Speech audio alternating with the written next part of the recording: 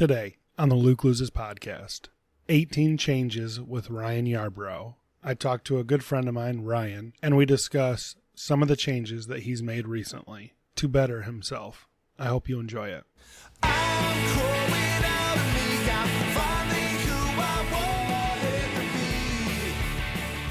What's up, losers? I am Luke, and this is Luke Loses. Now, remember, being a loser, that's a good thing, because we're losing the weight, we're losing the unhealthy lifestyle, and we're losing that negative image we have for ourselves. I have no fitness or nutrition education. Everything I talk about is from asking questions, searching the internet, and my own personal experiences. Check out my website. It is www.lukelosespodcast.com. That's got all my social media as well as other platforms where you can listen to this podcast. You can send me a message there or call the loser line, which is 323-920-LUKE or 5853. Send me a text or leave me a message with tips, topic ideas, concerns, or anything that's on your mind, and I will address it on a future episode. If you or somebody you know would make a great guest for the show, reach out to me and let's have a conversation about getting you on. Let's just jump right into today's episode. Thank you for checking out Luke Loses. If you are new, welcome. If you are not new, welcome back. If you missed last week's episode, it is called Stressed, and I just talk about that, what is stressing me out and how I wasn't in a good spot.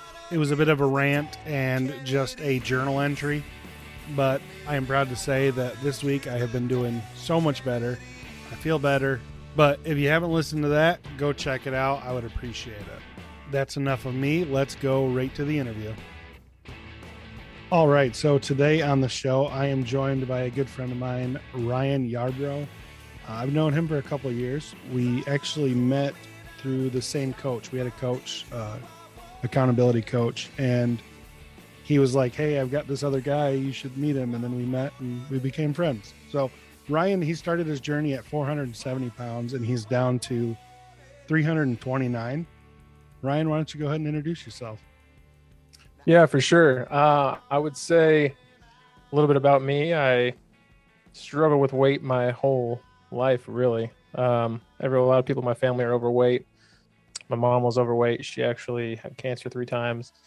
I don't know if that was weight related, but I'd imagine so. And so it wasn't until years later that I actually ended up, our coach, Steve Shaw is actually our coach, or was his coach, and I still coach with him, but would follow him a lot online, like on social media and everything. And one day he actually posted that he was going to start taking clients. So I was all about that. It worked out really well. I'm still being coached by him, more so now for like accountability than anything. The reason I was seeking a coach was basically just because I tried every diet, man, under the sun. It could be, I did the keto thing for a while. I did, there was something that was a part of keto called Carb Night. I did that. I would say like I've done everything, really. The only one that ever I feel like had the most success was Weight Watchers, surprisingly. And I think that comes down to because the way their system works, at least how it worked about 20 years ago, however old I was when I did it, I was a teenager or something. I'm 31 now. When I tried that, obviously I had better hormones and everything, but the fact of they focus more on like reducing calories in a point type system. And so I think I didn't realize that being that age, I wasn't really paying attention to that. I was just doing it, trying to lose weight. I think I was like 7th grade and like 280 pounds, dude, 260 something, 240. I don't know. And then I've been over 300 for a long time, since I was an adult for sure. So then, I tried everything. Nothing seemed to, I would lose the weight, gain the weight back. I tried a trainer through Chris Gethin, has a lot of trainers and stuff, and I lost tons of weight on that. Again, he's an awesome guy. I follow him. I love his stuff. But for me personally, following like a strict diet plan, I personally don't believe that's good for anyone long term, because you're reducing too much stuff.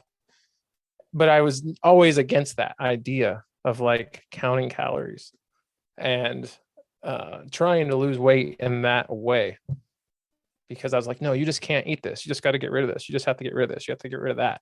And so it never worked though. So finally I said, okay, this guy knows what he's talking about. He lost 100 pounds. He's a big power lifter, some guy I look up to, let me give it a shot. I've been 3 years later now, down 140 pounds.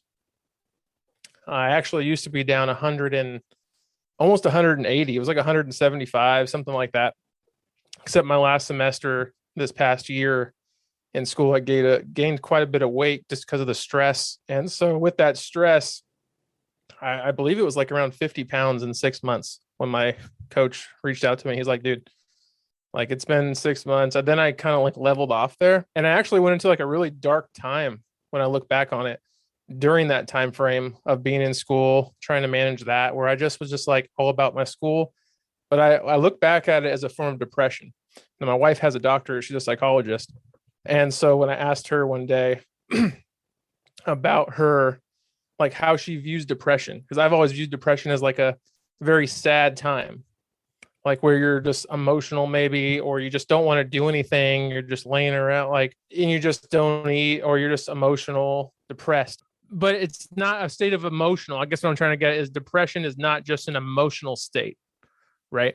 Which is, I think, is what the common consumer, the common person today views depression. Yeah.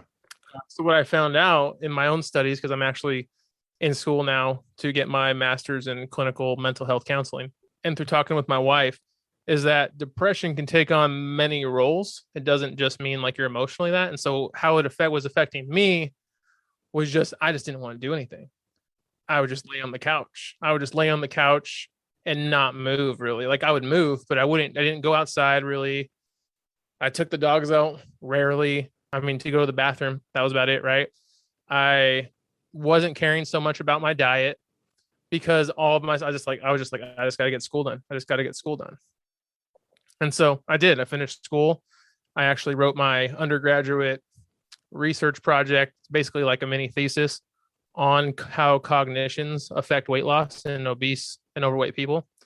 Found a lot of good information on that. And that's like a whole other episode we might be able to do, because it's interesting that in America today, there's not really any studies on it. It's mostly all in other countries. And I found myself in a really like dark place, and to where I even ignored, Steve, our coach, or my coach, for like 3 weeks straight, man. I turned off my notifications on my phone. He's probably going to hear this and be like, I didn't know he did that. But like I turned my notifications off just because I didn't want to like have to deal with it. Yeah. And now he's going to hear that. And I'm going to be, that's going to be out there for him to hear. But anyways, and so I was just like, man, like, what am I doing? Like, what am I doing to myself?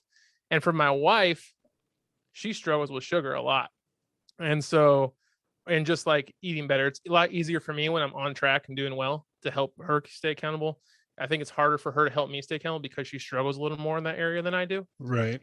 When I was like, I just want to order a pizza tonight, or I just want to do this, she's way more likely to be like, I'm for that, right? Than if I was to be like, when she's like that, I'm like, no, I can't support that. It's easier for me to do that than it is for her. And so that made it a little tougher for me. I think that's like another aspect of how do you balance trying to lose weight, in a relationship. And so it's the more we work and grow together, it allows her to be stronger for me. But because I'm such I make up my mind and that's how it is. Right. So she tries to tell me something, like try and encourage me not to do that. I'm more like, yeah, whatever type of thing. Bullheaded. Yeah. I've tried to work on that too, and just become more aware. Luckily, I have a gift of just being a lot more aware of myself than most people out there. I've always really reflected on my life, really reflected on who I am as a person and the direction I'm going. And I think that has a lot to do with the personal development and stuff that I was exposed to at the age of 17, which has really helped me become the person I am today. And so, but looking back on that, basically this summer came around and I was like, wow, where I got on the scale finally. I said, okay, I'm done with school. I got my degree. Awesome. Now I'm getting ready to start grad school. Let me just take a break. So I went and had some fun. My aunt came down and visited, whatever. But I was trying to be better at that point. But when I got on the scale before she came, I was like, man, really, I've gained this much weight, right? And I came out of, I'm kind of jumping ahead here, but I came out of that that depressed state prior to finishing school. So I improved before I actually graduated. I think working on my research project helped that a lot, because I was becoming more aware of myself as I was obviously doing the research in it. And through the research and writing the paper and then getting the results for the quiz and the test and stuff I put out there, really helped me through that. So I guess thank you for everyone that I don't know who might be listening to this, but thank you for the stuff that you did, because that kind of helped propel me to get out of that mindset. And so once I did that, then I graduated, and then I took a more serious look. I said, I've done the research. I see all the things that people struggle with, and I identified a lot of areas in there. Like I said, we can get into that in another episode, but for myself, I said, okay, what is it in my life that I need to change? And especially because I struggle with ADHD. I personally think that most people today are overdiagnosed when it comes to ADHD. That's going to be one of my specialties, actually, when I get my degree. And I'm not a huge fan of medication. That's just my thing. I'm not a doctor, and I don't plan to ever be a psychiatrist. But I just think that medication long-term is not healthy for the human body. Yeah. My view is that medication's masking the symptoms, not solving the problem. Medication, I've tried Ritalin. That was a very not good for me. I found myself very pretty crazy. Like, I was on Ritalin, and my wife, I would get so emotional. We'd be driving, and I would just break down and get emotional. My anxiety would go up. I started crying in the parking lot one time, and I was just yeah, I was off after 2 weeks. The doctor I had at the time, it was a psychiatrist, and he's like, well, I couldn't believe that a doctor actually told me this. He said, well, I didn't think it was going to work anyways. And I was like, so why would you give me a medication why would you that you prescribe didn't think was going to work, right? He wrote down I have ADHD, so he agrees with that aspect. And I've had other doctors, and they all view it that same way. But you did this, I don't know. That's just in a whole other area. Right. I don't want to go on a tangent on that, but it was kind of mind-boggling to me that you would say that. And so then I tried, when I was trying to be more focused on school, I tried tons of stuff, but I would always just not be able to stay consistent, or it would only work for a week, whatever. And so then I tried Adderall, and through Adderall, I actually had great success with it, but I just couldn't, especially me as myself, I'm a strong Christian, and I view medication as a last resort when it comes to that, for that reason, because I feel, this is my personal convictions, but I feel that God has given us everything for our own healing, mostly. Not everything, but he's given us the knowledge to develop certain medications, but I don't know if we always have to use them. But I also have a personal conviction that just something, I always felt that medication is not how God wants me to handle my ADHD. I did a bunch of searching, and I guess you could say I got kind of into more, some people might view it as the quack doctors, whatever. I don't know. All I know is the things I've found that work together have become amazing for me. And not just with ADHD, but with my ability to do better on my diet, be better. And I don't like to use the word diet, because I don't believe that anyone should really be on a diet per se. When I use the word diet, I'm using that word as it's a way of life when it comes to food. Right. Your food intake. Yeah, basically. That's just how people are able to better grasp what I'm talking about. So I use the word diet, but I don't mean it as because I'm a strong believer of, we don't need to do keto. We don't need to do this diet, that diet, and the other. We need to change our whole way of life and the way we view food, the way we take in food, Yeah. But I know I went on a big tangent there.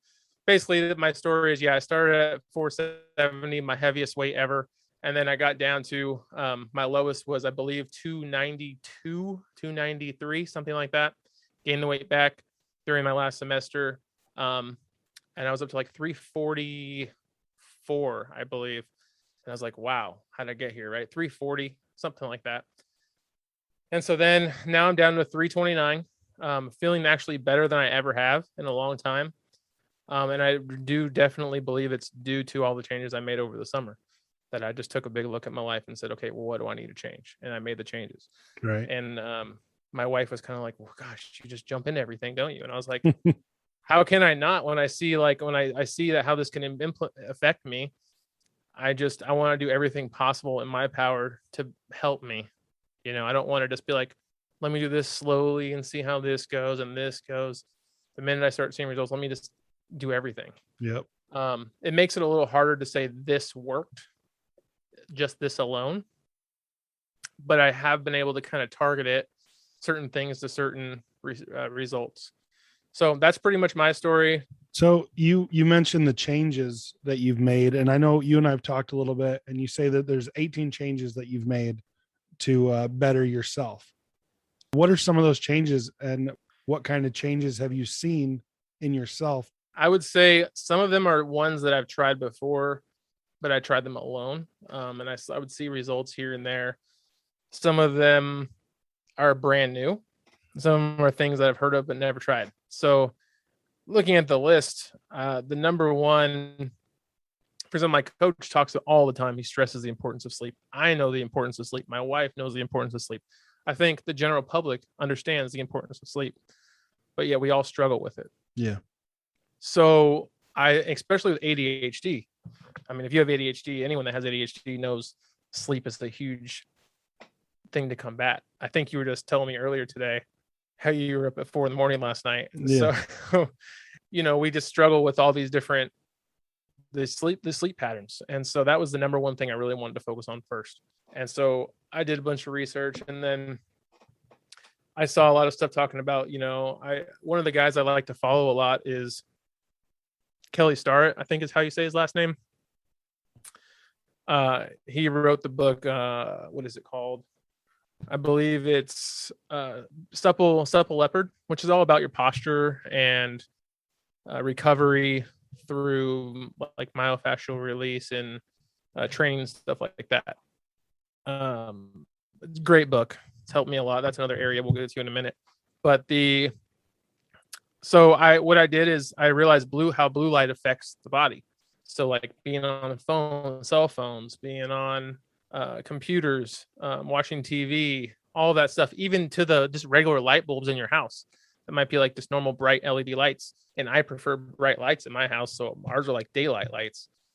And so I was wondering, like, okay, so what can I do? So you and I are actually on video right now at the moment. And so you can see I have these glasses on, and these are actually like blue light blocking glasses, not glasses for seeing. I use them for like the computer and stuff. They have like a slight yellow tint. And then I also have a dark red, orange tint pair that I use at night before I go to bed. There is a trick for people that might be curious. On your cell phone, you can actually, if you have an Apple phone, I'm not sure how to do it on Android, but you can go into your settings. You can Google this if you're a listener that is interested in it. You can Google this and look up how to turn your screen to a red screen. There's like a filter you can put over your screen so at nighttime I'll just click it 3 times. It turns directly to all red. That helps your eyes adjust at night. If you're like in bed, all the lights are off, but you're on your phone. That's going to help block some of that blue light. I think it's still getting blue light because it's your cell phone, but it's also going to help you sleep a little better. Or not sleep a little better, but help your eyes transition better to the night, Yeah. So that's one thing I do. I don't know if it works for everybody. I know it works for me when I go outside, if it's still daylight, especially living in Indiana. So that helps a lot. The other thing is when I go to sleep, I've actually started using a sleep mask, where like an eye mask that you put over your eyes. That has helped me sleep a lot. I've heard that. I know Kelly Starrett does that. Chris Gethin does that. There's a lot of other big names of people that do that. So I tried that out. That's helped me tremendously because I'm not so distracted. Once I put that on, it tells my body like, hey, it's time to go to sleep. If I open my eyes, I'm seeing black. It's like completely black for me. Yeah. So that helps a lot. Also, I've really improved our sleep environment. We got an air purifier. I don't know if that really helps much, but I'm just good for the air. We also have about, through my wife and I in our bedroom, we also have about 3 or 4 real living plants that are in here. We have blackout curtains. I also invested into a better bed to help me, because realized I was like waking up with more back pains and stuff. I'm a big side sleeper. I've actually trained myself to sleep on my back instead of the side. That's kind of helped too, because it helps me wake up a little less sore. But yeah, so mostly that's really what I've done for the sleep environment, and just improving my sleep. I would also try and get in bed a lot earlier so I can get 7 to 8 hours of sleep. Before I'd probably average between 5, sometimes upwards of 6. That was about the most sleep I ever got on any given day. Now I'm getting about minimum of 7, upwards of 9. And I've noticed a big difference. It's also been said that people that have ADHD, for example, need more sleep than people that don't. So that's that. Some other things on here, water intake is a huge thing. I've struggled drinking water my entire life, really. My wife loves drinking water. She always has a water bottle on her anywhere she goes. She'd be like, Ryan, you need to drink water. Ryan, you need to drink water. That's what she's always telling me. So, and I'm just like, yeah, whatever. Yeah, whatever. And so I finally decided, I'm going to start drinking water. And so I actually went out and got a supplement that's has electrolytes, because the time that I have in the past tried to drink a lot of water, I went all on 100% for drinking the water. I even had like timers on my phone to remind me to drink the water. And I ended up drinking so much water that I was creating an imbalance of electrolytes in my body. And I remember messaging my coach, like, what do you think is going on? I feel so weird. I feel like, he's like, well, how many electrolytes are you getting in? I was like, oh, okay. I didn't even think about that. So now I put like 2 scoops of electrolytes in a gallon jug, shake that up, and I drink that through the day. It adds a little bit of flavor. My choice of the one I use actually has like no artificial colors, no artificial sweeteners, none of that. So I'm not worried too much about that. But it gives me the electrolytes I need in the day. And with that, I've actually cut out caffeine. That's not even on the list, actually, but I have detoxed from caffeine, so to speak. I've done that about 3 times. We can get into that in a minute if we have the time. Yeah, water intake's huge. I also take cold showers before I go to bed, especially because I work out more in the evening time. So cold showers have been a huge thing that this helps my body cool down, tells my body, hey, it's time to go to sleep in a way, relaxes me a little more. It's not the funnest thing when you first start doing it, but I can last a few minutes now in the cold shower.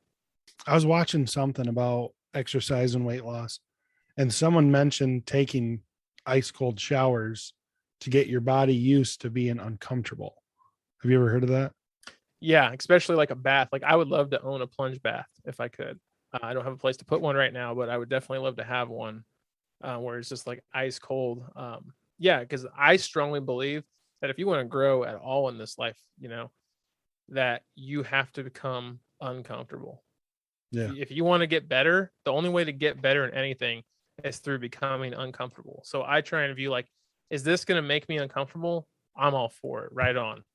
Yeah, there's a quote. It goes something like the most success isn't made in your comfort zone. Yeah, Something like I that. definitely agree with that.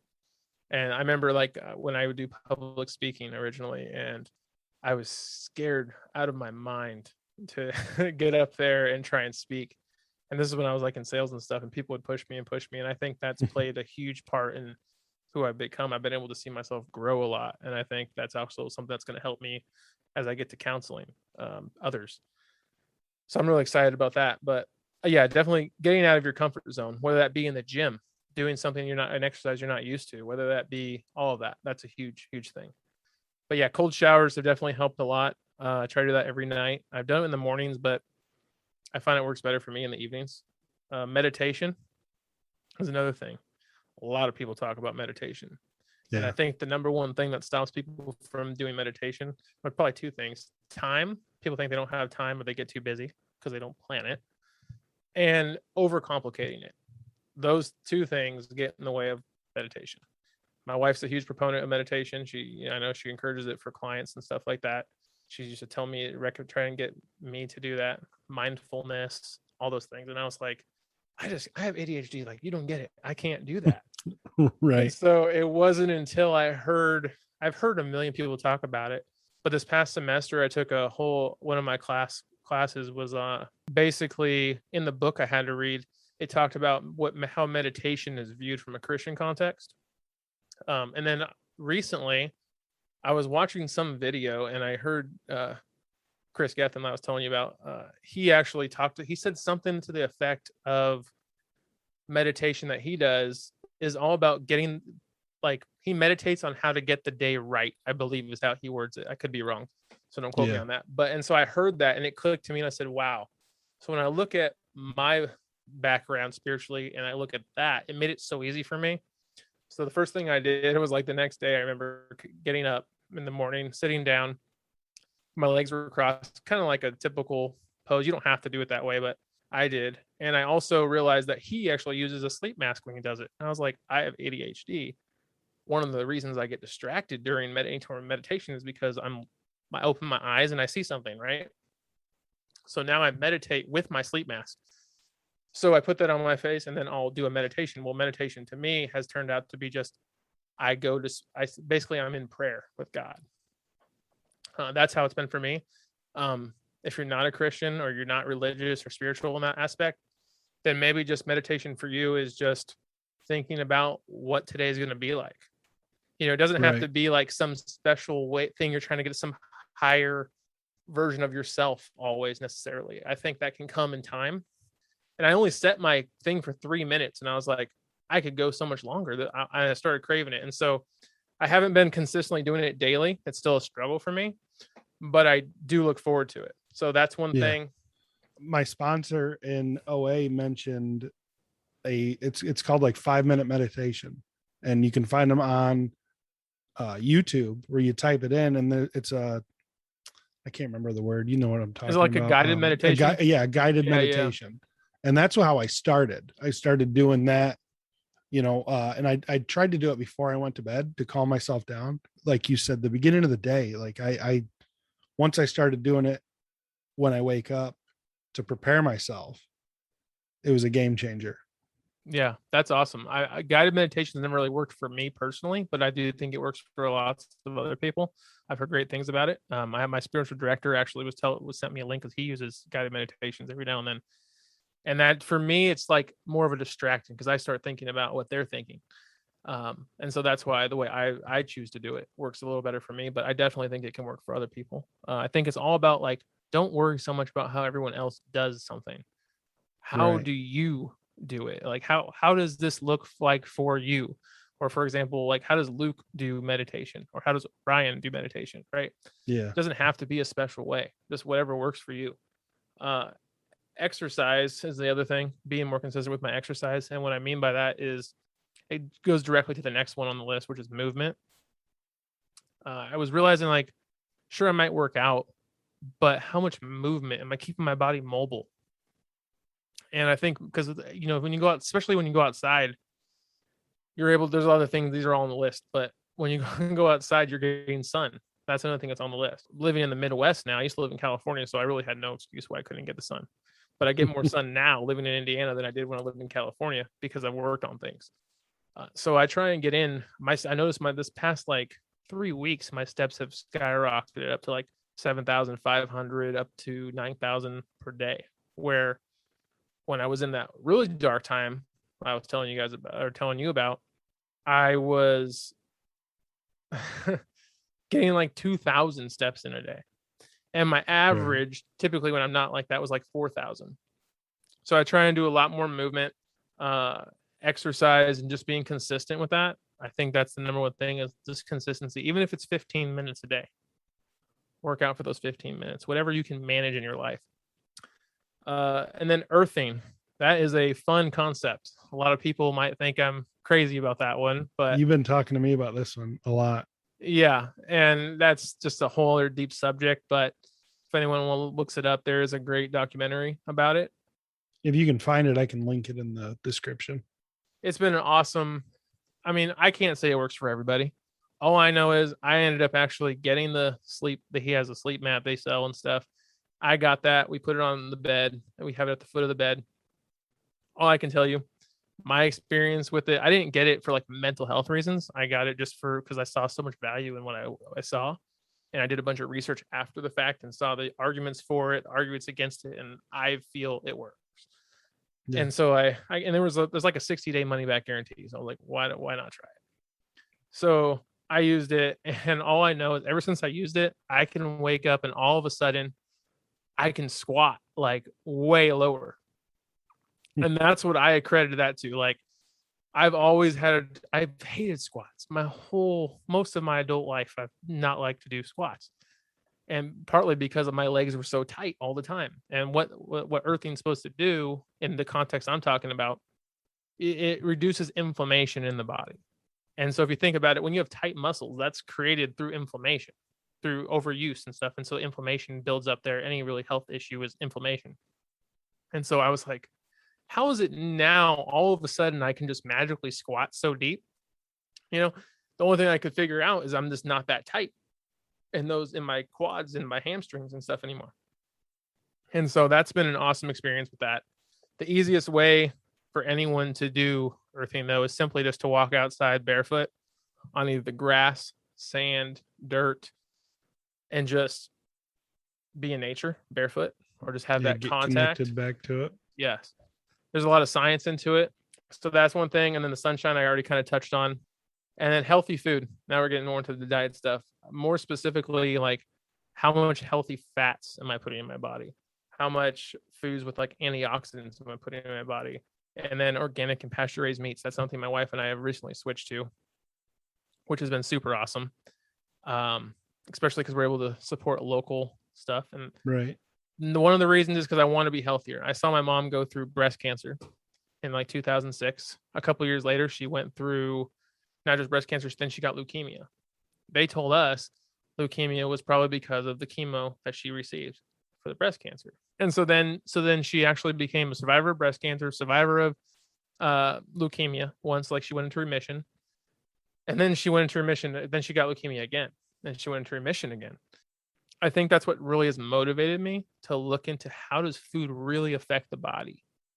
What are food doing? Like I watched a documentary recently about cancer and stuff and how food and natural medicine can help you. And to see that, I think what really has changed me, I've tried to get this to my point through my wife's head, but it's not the easiest thing for people that struggle with sugar. Still, it's helped me a lot where I'm just like, knowledge is a huge way to help fight your cravings sometimes. Because I didn't realize, like, if you drink a soda, right, like a regular soda, Pepsi or Coke, your immune system can drop up to 50% for like over 4 hours or so. And especially with COVID and all this stuff going on, I'm like, the worst thing you can probably do is have a Pepsi and then go out in the public in a crowded area. Because anyone that's sick, your immune system is now way immune compromised because you drank that soda. And I think there's just crazy stuff that I was like, wow, I didn't realize food does this to your body, right? You hear that like sugar's not bad, but how does it actually interact in your body? Because people be like, oh, sugar causes cancer, sugar causes this. But then people say, well, I'm not going to get that. I might not be the person that has that. So it's whatever. But you are the person that's dropping their immune system when you intake that sugar into your body, or what Steve, for example, calls white poisons, right? And so that concept to me was like mind blowing. Like, wow, that's what I'm doing when I eat the sugar. I don't want that sugar. And it feeds cancer cells. The only way I guess they found that like how cancer survives is through sugar. And every day our body is creating cancer cells, but our immune system just destroys them right away. But if we're feeding it sugar, we're giving all those cancer cells more and more time for them to survive. Yeah, right. More opportunity. Yeah. So like, why do I want to do that? I saw the pain and stuff my mother went through. I don't want to do that. So it's a huge thing to me of like how food interacts with the body. So we've tried eating like, I try and eat like dark leafy greens now on a continual basis in the evenings. I wake up, my personal diet in the morning is I like to have Greek yogurt. For me, it's organic. So I have Greek yogurt in the morning, cut up strawberries, blueberries, raspberries, and blackberries and put them in there. And then I take like a serving of nuts and chop those up and throw them on top with a little bit of honey and a little bit of protein powder. That's just what I do because it's improving my gut. It's giving me tons of antioxidants. Strawberries have been known to actually attack cancer because the seeds are on the outside. That's something I learned. So I'm like, give me the berries, right? Oh, wow. And blueberries and berries are really good for your brain, especially with ADHD. They've been said to be good with that. So that's the other reason I take that. And the healthy fats, I prefer lately to have whole fat foods, because for ADHD, I'm feeding the brain so it can operate on a better level that way. And then the pasture raised meats is just my personal preference, is just because they don't have any hormones like other stuff might have, like for beef, for example. I know that like chicken stuff doesn't have steroids and stuff. I think it's like a law that doesn't have to have steroids, or the way they're raised and stuff from a mental health aspect. To me, I'm like, that meat can't be as good, because what kind of stress did that animal live in, right? That stress plays a role on your body, on their meat and their whatever they have, and they're not fed the same way. And the biggest thing we've actually noticed with eating organic and pasture-raised meats and stuff is the taste. The taste of the food is like a lot different. We got some tomatoes actually recently from someone posted on like Facebook Marketplace. They had a bunch of extra tomatoes that they claim they're organic. I trust her. And so we had the best tomatoes I've ever had in my life. Yeah, you actually, I think that was a text message you sent to me, or a phone conversation. That was the whole topic, how good these tomatoes were. Yeah, they were so awesome, and we still have a couple of them. But she just had extra. I guess it was a good year for tomatoes. And so, but we've noticed like the foods are more flavorful. The meat tastes better. The pork. We got some boneless pork chops, and those taste like best pork chops I've ever had compared to the other pork chops. Yeah. And the chicken doesn't have like all that water injected into it and stuff. So I don't know. It's been really fun for us. I know I don't expect everyone to go out and do that. But you can simply just start making little changes, Yeah. And like you said, you're helping the local. That's a huge thing for me. I like supporting the people that are around me, Yeah, especially that's a huge thing. And then I've also been eating a lot of nuts. I actually order them from this like website called like Tierra Farms. I think it is based out in New Jersey or New York or something like that. And those I was like, the taste difference from those to traditional store-bought mixed nuts and stuff I was like, these taste way better. Since you've been going organic, what kind of differences have you noticed, like with your body? Like, is there a difference? The biggest difference I felt is more so like in my daily life is because I gotten off caffeine. I only have 200 milligrams of organic caffeine before I start my workout 4 days a week. The other days I don't have any caffeine. I used to have 700 to 1,000 milligrams of caffeine a day. Yeah. And so, which I think also played into my sleep issue. Right. And so I keep trying to tell my wife, like, why don't you detox a little bit from the caffeine? She's like, I have to have my caffeine in the morning. I love coffee. Yeah, I got that conversation from you too the other day. I got a lecture from you. Yeah, well, I mean, like the caffeine, I just think like we're over caffeinated in America, and that which contributes to the sleep epidemic in America, and then the obesity and everything else. Because we're always trying to stay busy, so we're not making time to cook meals, all these things. I think it more so related to the being hydrated properly, and also it could have also been that since I was so hydrated, that's what's allowed me to squat better too. Combination of the both, but I highly believe I recovered better since I've been using that sleeping mat. Even going back to the sleep mat, I think it's called the placebo effect. Yes. Like, even if it's not doing what it's supposed to do, but you think it is, it's still working, right? Yeah, it's still beneficial. I agree with that. And so I'm very aware of that, though. I'm like, do I trust this? Like, I'm trying to be very cautious of that placebo effect. Yeah. So I don't know. So yeah, I don't really know if we've been eating organic long enough to make a decision on that. I just know that it might not be so much how we feel, but I know that I'm doing my body better service that way. Right. I don't have pesticides and stuff in my produce as much. I'm reducing all that. And so that just makes me feel better to do that. And we made a lot of sacrifices to do it because it's not as affordable. Like I was telling you earlier, just like a chicken breast, when you go to pasture raised meats, for example, traditional store-bought's $2.99, like $1.99 if you find it on a good price. But if you're going to go buy organic chicken breast, it's going to cost you on sale about $8.50 up to $13 for the same pound of chicken breast. Not the same, but you know what I mean. Yeah. The next thing is proper posture. I've been really working on my posture. I think that helps recovery, helps you feel more confident in yourself when you look in the mirror potentially, and just you stand taller and you feel better. It hasn't been easy. I'm still, as I'm talking to you, I'm actually hunching over probably to be closer to this mic. But I try and fixed my posture. And Kelly Starr, I'm probably totally jacking up his name, but he has like the MWAD and all this other stuff online that you can go look up. But and he wrote the book, like I said, the Supple Leopard. But he talks about how your posture should be in there, and kind of gives you a tutorial that walks you through how to create that posture. And at first it was so uncomfortable, and I was like, this is so weird to walk like this. And I remember going to my chiropractor and being like, hey, is this correct? Like, am I standing straight? And he was like, yeah, that's how it should be. Where your feet are turned in more. I feel better doing it. But I hate sitting now, because he talks about like sitting is actually one of the worst things you can do, because as I've trained myself more and more to be that way, and I sleep on my back, which also helps my spine. Now I'm leaning over, and so I feel more of that uncomfortableness when I'm actually not being straight with my posture.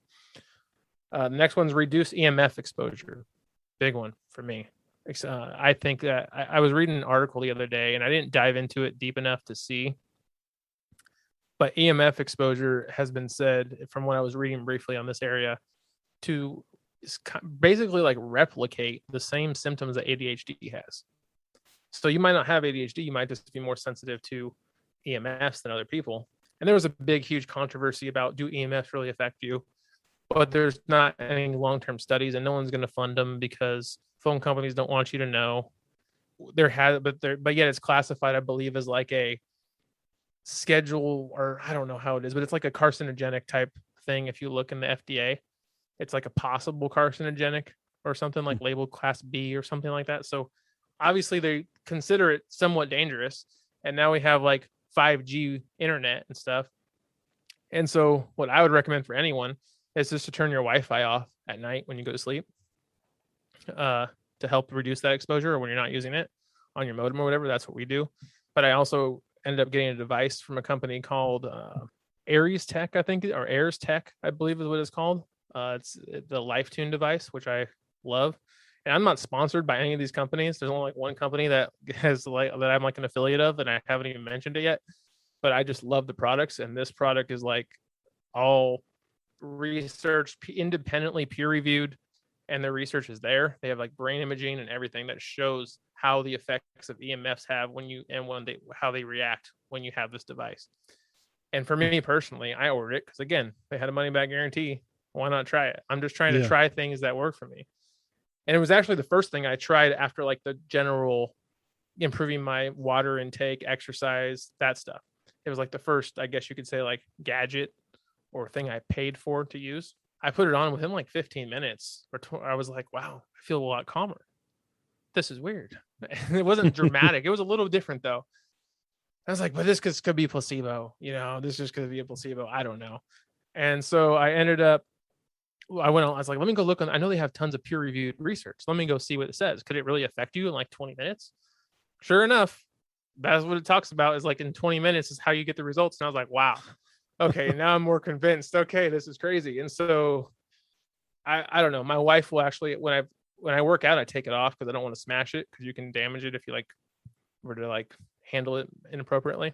And so sometimes I'll forget it in my gym. We have a home gym here, and I'll leave it in there, and then we'll like go out for an errand, and she's like, what is wrong with you? I'm like, what? I'm like, yeah, I don't. And she's like, well, do you not have that? Like, I wear it as a necklace, and you can put it in your pocket, your wallet, whatever. But I have it as a necklace. And she's like, do you not have that on? I was like, wow, I don't. Yeah, you're right. Wow, that's interesting. And so she can see the difference in me, like when I don't have it and when I have it. It's been noticeable. And it's like my brain fogs up more when I don't have it. I'm a little more, I'm not able to stay on track. I have ADHD, so it's already a struggle, right? Right. Now, is there any studies with anxiety with that? I'm sure there is. I'm gonna check that out. I'm not sure, but you could definitely check it out on their website.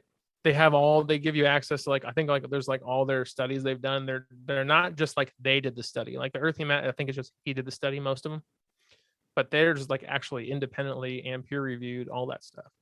So there's like, it's evidence that it works. I was actually like, how can I buy stock for this? But I don't even think they have the stock for Americans, because it's a Canadian company.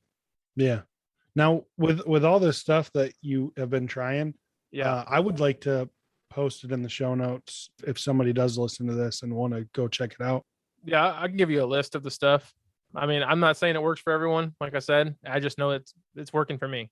Yeah. So, I mean, try it out. Money back guarantee. Yeah. I believe some of them have that. Not all of them, but I know that does. The last one is this massage. My chiropractor was telling me, he's like, hey, you should try getting massage done because I'm always tight in my neck. I don't know. I think especially for years of sitting at a desk when I used to work in an office, I'm always tight, like in places. And I'm a big dude, right? I'm not just like 329 pounds, just fat. I mean, I have a lot of muscle on me. Yeah. And so I'm just like, and so I get like tight in a lot of areas. And I was like, I don't want to go pay to have continual massages done all the time. Right. That's expensive. So Yeah. what can I try out and myofascial release is a huge thing that people talk about to relieve like those tightness and stuff. And I'm like, I know it works. I've tried it, but for big guys like you and I think anyone over like 250, man, it's like all your weight on those spots hurts horribly. And sometimes it's like too painful. Like I know it hurts, but like when you're that heavy and you're pushing all your weight into that spot, it just does not, especially in the tender areas, it's horrible. So I was like, I can't do this. Only thing I use like a myofascial release or anything for is my back sometimes. So I ended up looking up online, doing a bunch of research as I do, and trying to find out like what's the best bet for a massage gun that I can try out. Not the cheap one that's not going to really get to the tissues I wanted to get to and whatnot, but what can I try out? So everyone talks about like the Hypervolt or something like that, and I'm just kind of like, yeah, it's so expensive. And is there something I can get that's that good or a little better that's a little more affordable? So I came across this company called Ekron Athletics. And they're a little less than the Hypervolts in cost factor, but yet it's kind of better. Like the one I have, I know it's stronger than the Hypervolt. When you look at it, it has like 5 settings. I don't know. It's been awesome for me. I use it about two to three times a day. I was actually just using it before we jumped on the podcast. And I'm going to use it again later because I got like from leaning over right now, I have like knots in the back of my neck. My wife doesn't use it as much as I do. I think that's just because she forgets that we have it because I'm always using it. And now you're an affiliate of that, right? Yeah. I actually just reached out to him and I was like, I don't have tons of followers or anything. I told him a little bit about my story and how I've been using it. It helps me recover a lot from my workouts and stuff. And I said, hey, I thought I'd reach out to you before I start telling people about it. Because if I can help other people save money or whatever, I didn't tell him all of that, but I, told him in general. Yeah. So he said, thanks for your info. And then he actually approved for me. And so I am an affiliate and you can save 20% if you go to their website for anything you want to purchase. My promo code is actually yoked. So that's YOKED 20. And that will save you 20% off of whatever you want to purchase on there. So again, that's yoked 20. And so, yeah, it's been definitely awesome, but those are pretty much all of the changes that I've made. And through combining those, I definitely feel like I've had, and I know my coach is probably like, wow, Ryan's finally back on it and more. I know I'm also happier. Like he'll say, he reaches out to me often about, you've been coached by him. And so I'll be like, I actually now find myself saying, hey, I hope you have a great day today. Like I can tell I'm better. And the number one thing I think that's been the most beneficial about implementing all these things, getting basically all these areas in check, is that when you get all these things in check, it becomes a whole lot easier to see what is affecting what in your life. Like I'll wake up and I'll be like, dang, why am I feeling not right today? Oh, I know my water's in check. I know this is in check. This is in check. This is in check. What changed? Oh, I got like 6.5 hours of sleep last night, not 8 or whatever. Right. Yeah. Or, oh, today I'm not feeling as energized as I am right now. What's changed? I know my sleep's this is all in order. Oh, I've only drinking like a glass of water and it's like 1:00 in the afternoon. I normally drink like a whole 32 ounces or more by this time. So maybe I should drink more water. I'll drink more water and I feel good again. So I think it allows you to, because when you get all that bad food out of your body, that's causing you to feel like crap, right? Like you go out to eat and stuff and you clean up your body, it allows you to identify what is affecting your body on a lot better basis. And so that's been a huge benefit for me to be able to pinpoint what needs to be fixed in that moment to feel better. and not reach for that caffeine, right? Yeah. Because if Yeah. you're feeling like that, you're like, dang, I don't feel right. What do I need to do? Oh, I'm going to go and get myself an energy drink like I used to do. Well, Mhm. now it's like, no, I just need to go drink the water. And if I know it's because I didn't get enough sleep, maybe I need to take a 20-minute quick nap. Because not an hour nap, because from what I've looked at and what I have my own experience, you take an hour nap, you just feel tired. Yeah. But Worse than you were. if you give yourself like that 5-10 minutes to fall asleep for like 15 minutes or so, you'll feel energized. At least that's Yeah. been my experience, and I think that's a lot of studies show too. So that's been the best benefit for me. That's great. A lot of good stuff. I know you've talked to me about most of this already, but being able to actually talk and go into it pretty detailed, I'm interested in looking into a lot more of it.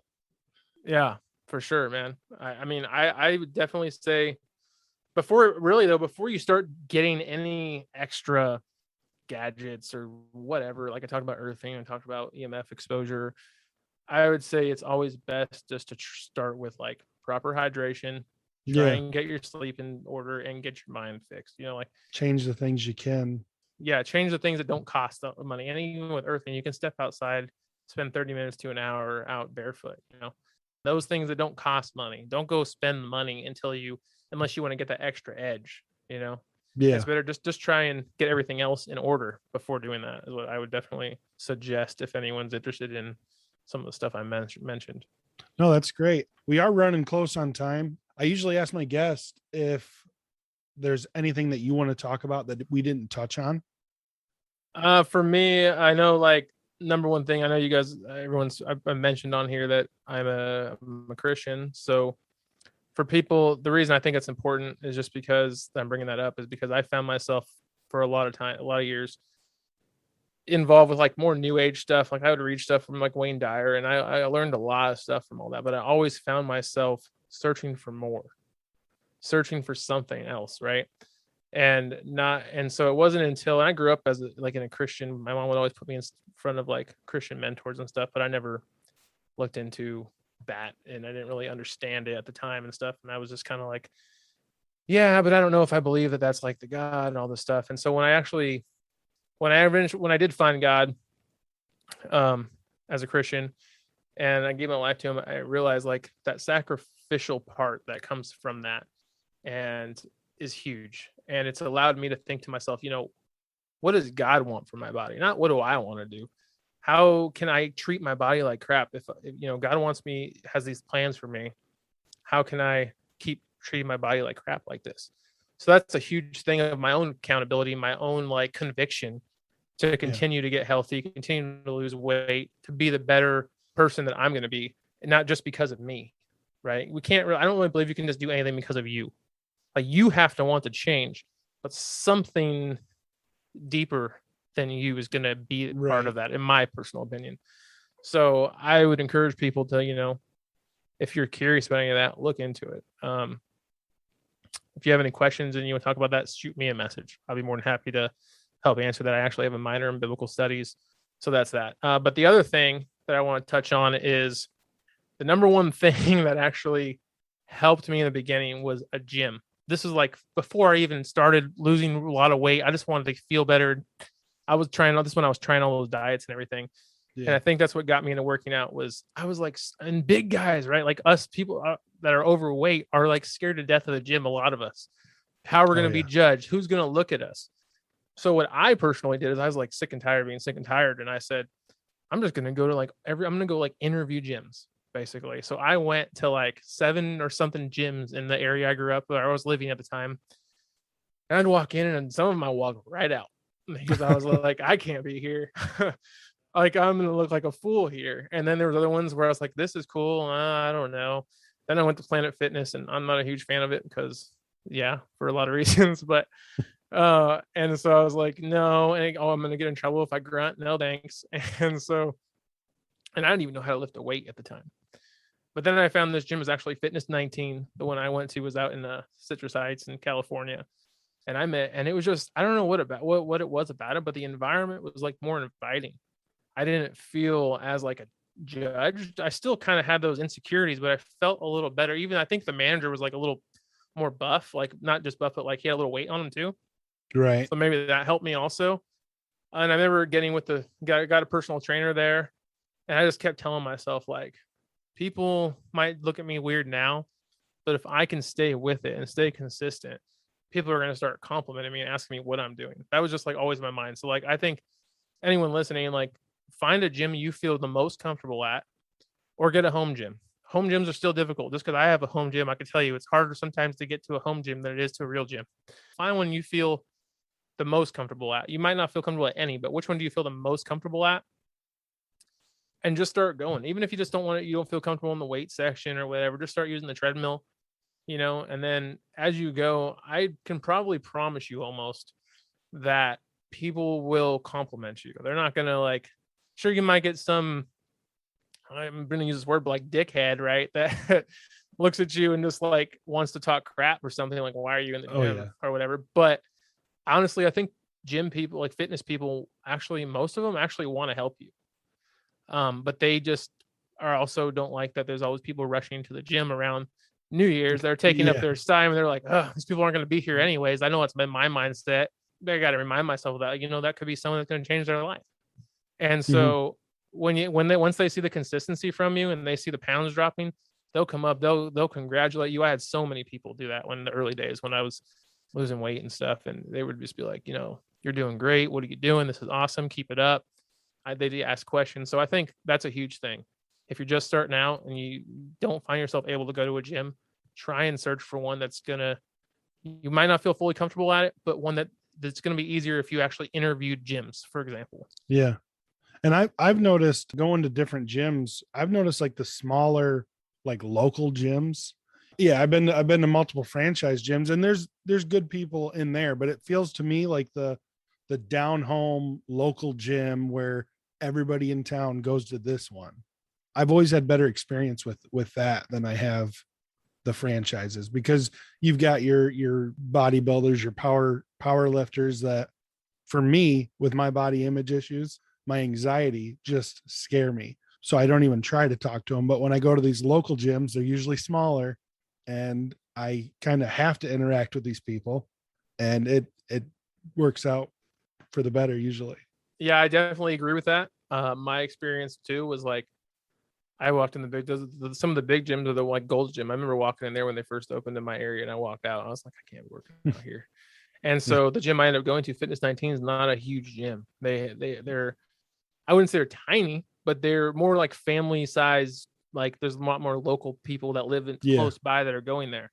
And that's where I felt more home at too. So I guess that's a huge good thing too. Like look for maybe a little smaller gyms that don't have a specialty. I don't know if you want to walk into like, oh, this is like a powerlifting gym only type of thing, because you might feel a little way classes. More. You might feel a little awkward there, but just a regular smaller gym I think would be great. So yeah, and you talked a little bit about being judged or feeling like people are looking at you, and like you said, there's always going to be that dickhead somewhere. There's always going to be somebody, everywhere you go, there's that jerk. Well, I interviewed a lady, Rinley, and she was a little bit overweight at one point. I think 70 pounds. She lost like 70 or 80 pounds. And I asked her, she's real fit. And I said, if I were to come into a gym and I seen you, I probably wouldn't get on the machine next to you just because I'm worried about what you're thinking. And I asked her, what are you thinking when you see me come into the gym? And she's like, to be honest, my headphones are in. I probably don't notice you. But if I do notice you, I'm probably going to say, good job. You're trying, you're doing it. Yeah. And I think that comes a lot easier for people that have taken that road. Yeah. And she brought up the fact that most of the people that are in the gym, I mean, everybody, your guys that are huge, that are buff, they weren't born like that. They might've been skinny. They might've been overweight.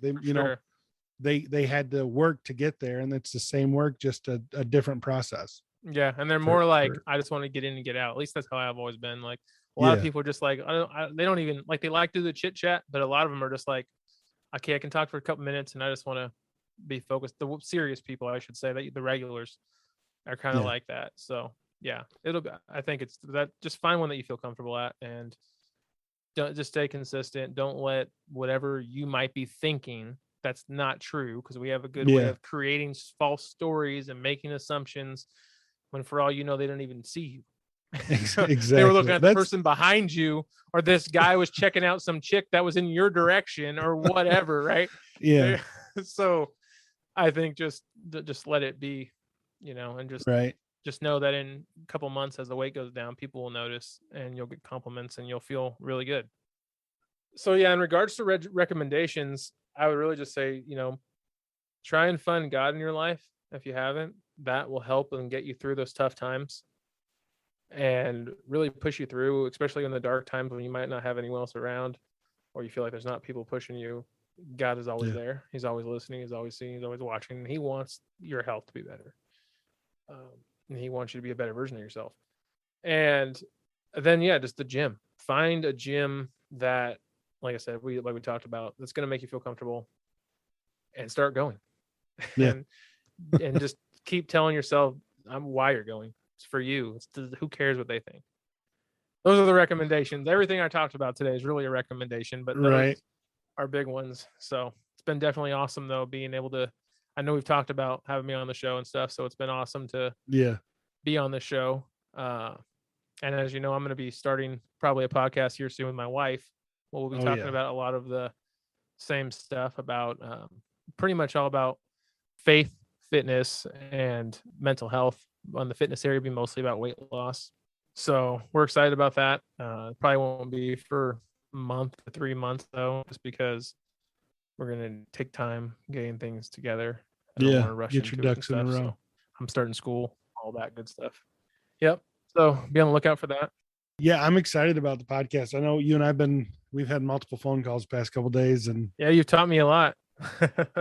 I don't know much, so I appreciate that. I guess also, if anybody that's listening wants to find me on social media, you can go to my Instagram, yoked YOKED .disciple DISCIPLE.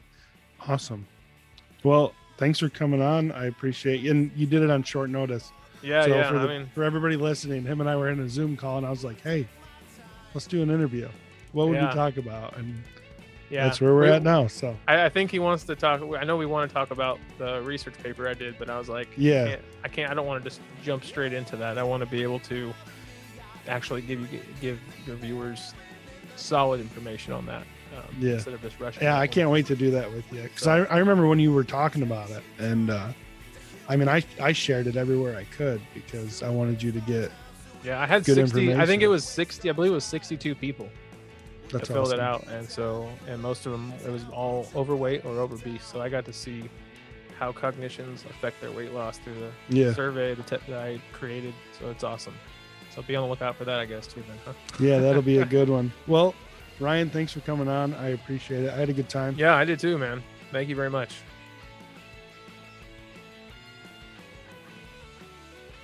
Ryan, thank you for coming on. I'm sorry it was short notice, but I'm glad I did it because I love this episode. If anybody would like to follow Ryan, his Instagram is yoked.disciple. I will leave it in the description of this episode. Give him a follow, shoot him a message, and tell him you're from Luke Loses. If you enjoyed this show, if you could, please share it with somebody. Share it on Instagram, share it on Facebook, send it to a family member or a friend, somebody you think could benefit from it. Also, if you could, go over to Apple Podcast and leave me a rating and a review. Send me a screenshot of you doing that, and I will send you a Luke Loses sticker. Don't forget to check out my website, www.lukelosespodcast.com. And if you feel like reaching out, call the loser line. That is 323-920-LUKE or 5853. The music that we're listening to right now is by Jake Simmons and the Little Ghosts. If you enjoy this song, you will love the rest. I will leave their links in the description of this episode. Check them out. So that is that. As always, stay positive, do the work, trust the process, and I will see you next week.